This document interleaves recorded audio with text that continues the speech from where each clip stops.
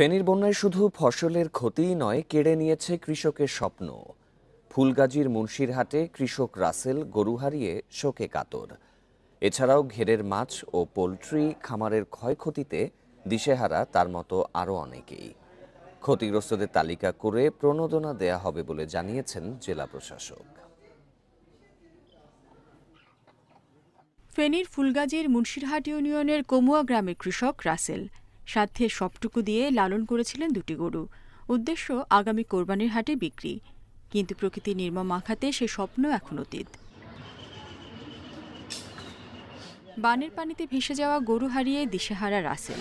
সত্যি আমার গরু বাসায় নিয়ে গেছে, তখন আমরা সবাই অনেকজন গেছে, গ্রামীওয়ালা যাই সবাই কাতর হয়ে গেছে, গরু আর ফিরিয়ে আনতে পারে নাই, গরু মারা গেছে। ঘরের মুখ আছে, মুখ বরাবর ভাঙনারা ভাঙছে। এখনো কোনো সরকারি কোনো লোক কোনো কর্মকর্তা আসে এখনো দেখেও না। শুধু রাসেলই নয়, তার মতো আরও অনেক কৃষক, উদ্যোক্তা ও খামারির স্বপ্ন কেড়ে নিয়েছে বন্যা। একটা জায়গাতে 4টা-5টা রাখছি, তো ওই চাবাচাবি করে অনেকগুলো মুরগি নষ্ট হয়েছে। বাড়িতে পানি উঠছে, গরু ঘরেও পানি, আর থাকার ঘরেও পানি, বাচ্চা কাচ্চা নিয়ে বহুত কষ্ট হইতে আছে। ক্ষতি পুষিয়ে নিতে ক্ষতিগ্রস্তদের তালিকা করে সে অনুযায়ী প্রণোদনা দেওয়া হবে বলে জানিয়েছেন জেলা প্রশাসন।